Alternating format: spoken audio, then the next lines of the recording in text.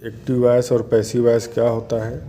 Active voice में subject हरकत में रहता है और पैसिव वॉइस में सब्जेक्ट हरकत में नहीं रहता है। जैसे मैं आपसे कहूँ he is repairing the car, वह कार रिपेयर कर रहा है, इसमें जो सब्जेक्ट है वो हरकत में है, काम कौन कर रहा है? वह काम कर रहा है। वे घर की सफाई कर रहे हैं, they are cleaning the house, तो इसमें घर कौन साफ़ कर रहा है? वे साफ़ कर रहे हैं। दे यहाँ सब्जेक्ट है और वो हरकत में है।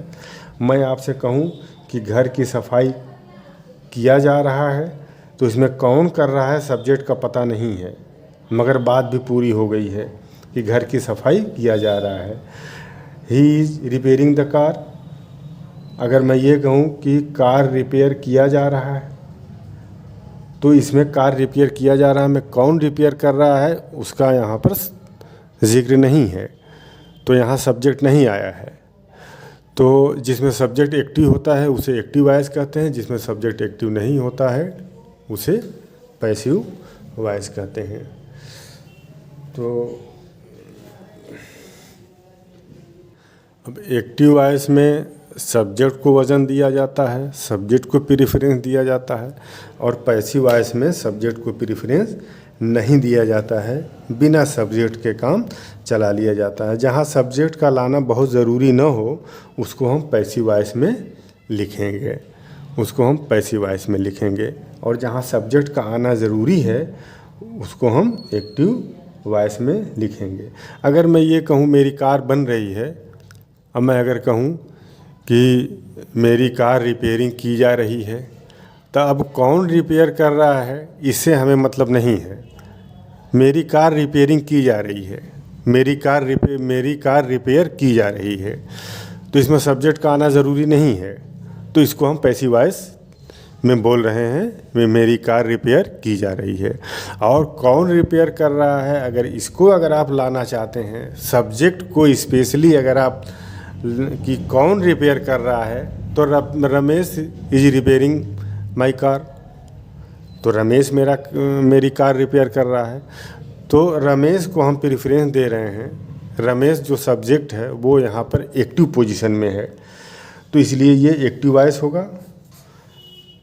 और कुछ एग्जांपल्स हम देते हैं। अब इसकी बनावट क्या होती है देखिए, अगर मैं लिखूं आई राइट ए लेटर,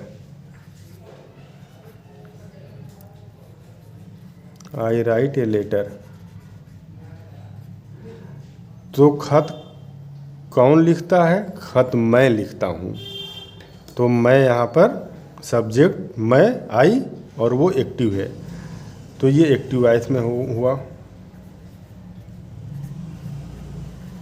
ये एक्टिव वॉइस में हो गया। अब इसके बाद इसको पैसिव में लाइए, इसको। ए letter is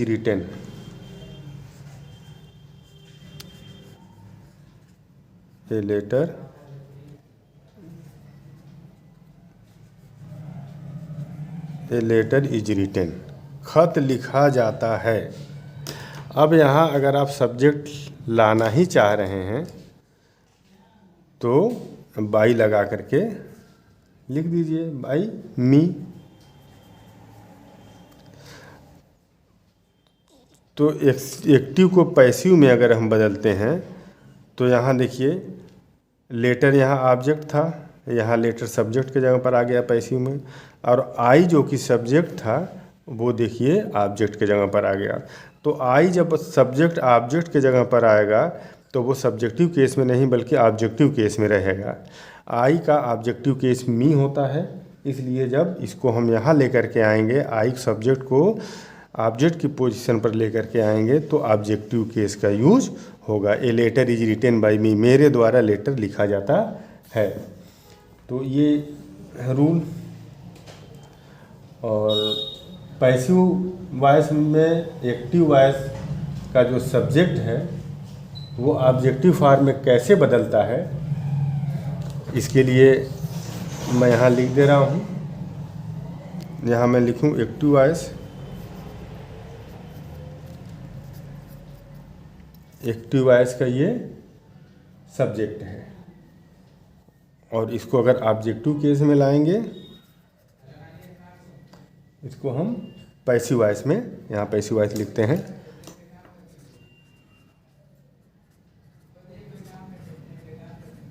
passive voice, passive voice में तो देखिए सब्जेक्ट आई जो है,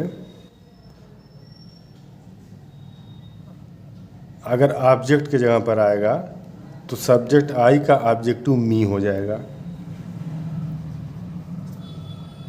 अगर ही है तो ही का हिम हो जाएगा। यू है तो यू का ऑब्जेक्टिव केस यू ही रहेगा। और अगर शी है, शी का ऑब्जेक्टिव केस हर हो जाएगा। और दे है, दे का ऑब्जेक्टिव केस देम हो जाएगा। और इट है तो इट का ऑब्जेक्टिव केस इट रहेगा। और हु का ऑब्जेक्टिव केस होम हो जाएगा। तो इस तरह से एक्टिव वॉइस में अगर ये सब्जेक्ट हैं तो इस सब्जेक्ट को पैसिव वॉइस में सब्जेक्ट ऑब्जेक्ट की जगह पर आ जाता है। तो ये जब ऑब्जेक्ट की जगह पर आएगा, जैसे ये आया है ऑब्जेक्ट की जगह पर, सब्जेक्ट की जगह पर लेटर आ गया है, ये लेटर ऑब्जेक्ट सब्जेक्ट की जगह पर आ गया, ये ऑब्जेक्ट की जगह पर, तो आई नहीं मी का यूज हुआ है। आई बदल गया मी में, क्योंकि आई का सब्जेक्टिव केस मी है। ही बदल जाएगा हिम में, यू बदल जाएगा यू सेम है, शी बदल जाएगा हर में, दे बदल जाएगा देम में, इट बदल जाएगा इट वही रहेगा, और हु बदल जाएगा होम में। तो ये याद करने वाली चीज़ है। और एक की पॉइंट ये है कि जो ट्रांजिटिव वर्ब होते हैं जिनके साथ ऑब्जेक्ट लगा हुआ होता है, ट्रांजिटिव वर्ब वर्ब होते हैं जिनके साथ ऑब्जेक्ट लगना मस्ट होता है। अगर ऑब्जेक्ट नहीं आप लगाएंगे तो बात पूरी नहीं होगी। जैसे मैं खाना खिला रहा हूँ, बात पूरी नहीं हुई। किसको खिला रहा हूँ? तो जिसको मैं खाना खिला रहा हूँ वो ऑब्जेक्ट हो गया। खाना खिलाने वाला काम जिसको मैं कर रहा हूँ वो ऑब्जेक्ट हो गया। तो ट्रांजिटिव वर्ब वह वर्ब होता है जिसका ऑब्जेक्ट होता है, और इनट्रांजिटिव वर्ब वह वर्ब होता है जिसका ऑब्जेक्ट नहीं होता है।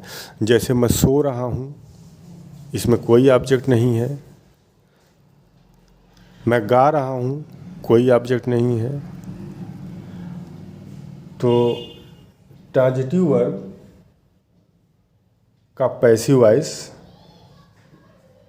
ही बनता है, इनट्रांजिटिव का पैसिव वॉइस नहीं बनता है। जैसे स्लीप है, स्लीप है, सिट है, और गो है, स्टैंड मान, स्टैंड, गो, कम, लाफ, लाफ है, ETC और बहुत से हैं। तो ये इनट्रांजिटिव वर्ब है। स्लीप माने सोना, सिट माने बैठना, मैं बैठा हूँ, स्टैंड खड़ा होना, गो मीन्स जाना। तो ये इनट्रांजिटिव वर्ब हैं, इनट्रांजिटिव वर्ब। इनट्रांजिटिव वर्ब का पैसिव नहीं बनता है। हाँ, इनट्रांजिटिव वर्ब के साथ अगर प्रीपोजिशन का यूज हुआ है तो इसका पैसिव बन जाएगा। जैसे कुछ एग्जांपल मैं दूं, दे लाफ्ड, दे लाफ्ड, तो वे हंसे। तो अब इसमें तो ये इनट्रांजिटिव वर्ब है, ये लाफ, इसका कोई ऑब्जेक्ट नहीं है। और आपको ये पता है कि एक पैसिव वॉइस में ऑब्जेक्ट को सब्जेक्ट की जगह लाते हैं। तो जब इसका कोई ऑब्जेक्ट है ही नहीं तो किसको आप सब्जेक्ट की जगह ले करके आएंगे, तो इसका पैसिव नहीं बन पाएगा, नो पैसिव। हाँ, अब इसके जगह ये जो इंट्रांजिटिव वर्ब जो यूज हुआ है, अगर इसके साथ प्रीपोजिशन आया है तो इसको हम पैसिव में बदल सकते हैं। जैसे they laughed at the teacher, they laughed at the teacher, वे टीचर पर हंसे। तो अब यहाँ एड जो है ये प्रीपोजिशन है।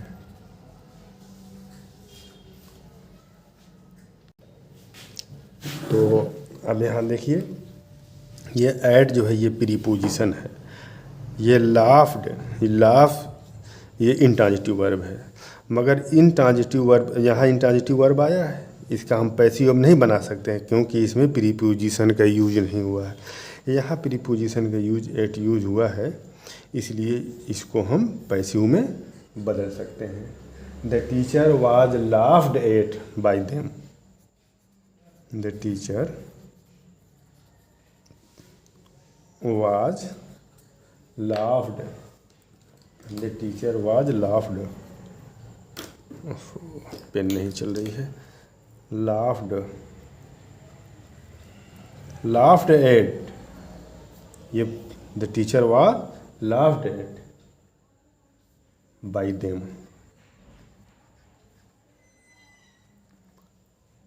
अब यहाँ दे को ये टीचर ये ऑब्जेक्ट है, ऑब्जेक्ट को आप यहाँ लेकर के आ गए सब्जेक्ट के जगह, और सब्जेक्ट को ऑब्जेक्ट के जगह लेके आ गए। तो ये सब्जेक्ट दे है, और यहाँ देखिए दे का को ऑब्जेक्टिव केस में जब रखेंगे ऑब्जेक्ट के जगह पर, तो ऑब्जेक्टिव केस में रखेंगे, वो देम हो जाएगा यहाँ पर।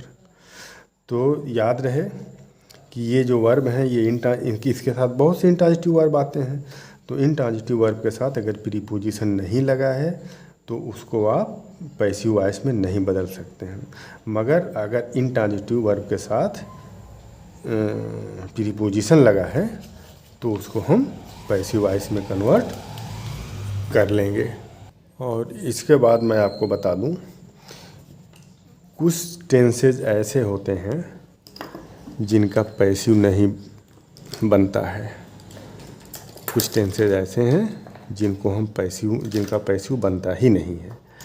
तो वो टेंसेज कौन से टेंसेज होते हैं उनको पैसिव में कन्वर्ट करने की कोशिश आप मत करिएगा। वो मैं यहाँ पर लिख दे रहा हूँ, present perfect continuous, present perfect continuous, present perfect continuous को आप पैसिव में आप नहीं बदल सकते हैं। और किसको नहीं बदल सकते हैं? पास्ट परफेक्ट को भी नहीं बदल सकते हैं। Past perfect continuous, past perfect continuous को भी आप पैसिव में नहीं बदल सकते हैं। और तीसरा future perfect, future perfect continuous,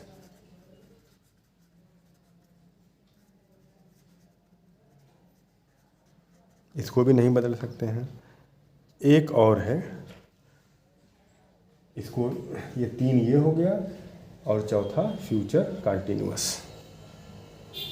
चौथा फ्यूचर कंटिन्यूअस, इसको पैसिव में नहीं। Present perfect, present continuous, future continuous पर पूरी एक सीरीज नंबर 1 से लेकर के सीरीज नंबर 13 तक अपलोड हुआ है, तो उसको आप लोग देख लीजिएगा। तो ये जो होते हैं ये नो पैसिव, इनका पैसिव नहीं बनता है। बाकी कुल 3 टेंस होते हैं, प्रेजेंट, पास्ट और फ्यूचर। 3 के 4 भाग होते हैं, तो कुल 12 हो गए 12। तो 12 में 4 का पैसिव नहीं बनता है, बाकी जो बचेगा वो सबका पैसिव बनेगा।